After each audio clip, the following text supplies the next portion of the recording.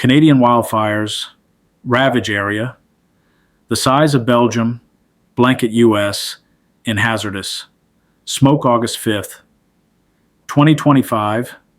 Canada's 2025 wildfire season has scorched an estimated 8.6 million acres, 34,800 square kilometers, by mid-June.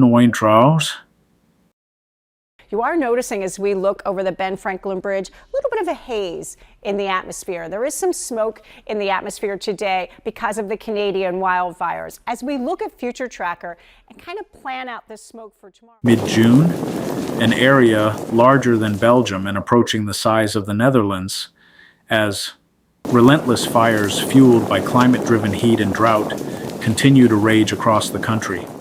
The resulting smoke has drifted south, plunging parts of the U.S. Midwest, Northeast, and Southeast into dangerous air quality conditions, with health warnings issued from Minnesota to New York City. Unprecedented fire season grips Canada. The Canadian Interagency Forest Fire Center reported over 200 active wildfires in late May, with 94 deemed out of control. Manitoba, Saskatchewan, Alberta, and British Columbia have borne the brunt of the devastation. Manitoba alone saw 200,000 hectares burned by May's end, 3 times its recent annual average, prompting a state of emergency and the evacuation of 17,000 residents, including 5,000 from Flin Flon.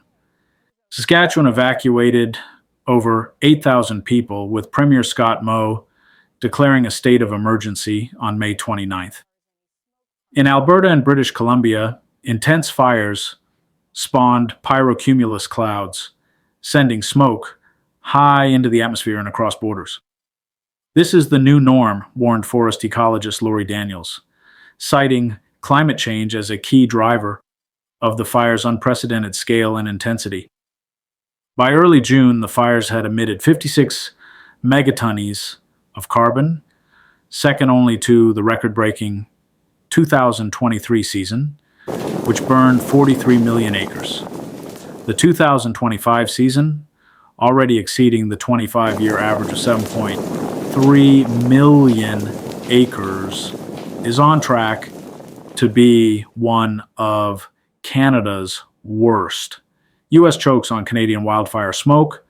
The smoke from Canada's fires has triggered widespread air quality alerts across the United States, with fine particulate matter, PM 2.5, posing serious health risks, including asthma, bronchitis, and heart issues.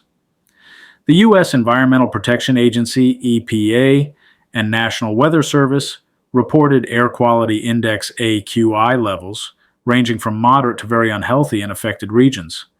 In the Midwest, Minneapolis and Milwaukee faced very unhealthy air quality, AQI 226, on June 3rd, with alerts issued for Minnesota, Wisconsin, and Michigan's Upper Peninsula. Chicago and Detroit saw worsening conditions, with some areas hitting the red AQI category, 150 plus, unhealthy for all residents. On August 1st, alerts stretched from the Midwest to Toronto, with the smoke lingering over the northern plains. In the Northeast, New York City recorded an AQI of 136 on July 26th, classified as unhealthy for sensitive groups. Advisories were issued for June 4th and July 26th to 27th, urging children and those with respiratory issues to stay indoors. Massachusetts and New Hampshire faced similar warnings, with elevated PM 2.5 levels forecast for August 16th. In the Southeast, smoke reached as far as Florida by early June, though impacts were milder, with moderate AQI levels reported. Health officials recommend limiting outdoor activity using KN95 or N95 masks and employing air purifiers to reduce indoor PM 2.5 exposure by up to 85%. In Minnesota, outdoor recreational programs were canceled and New York schools halted outdoor activities during peak smoke events. To put the scale of destruction in perspective, the 8.6 million acres burned by mid-June is equivalent to 34,800 square kilometers, surpassing Belgium's land area 30,528 square kilometers, and nearing that of the Netherlands, 41,543 square kilometers.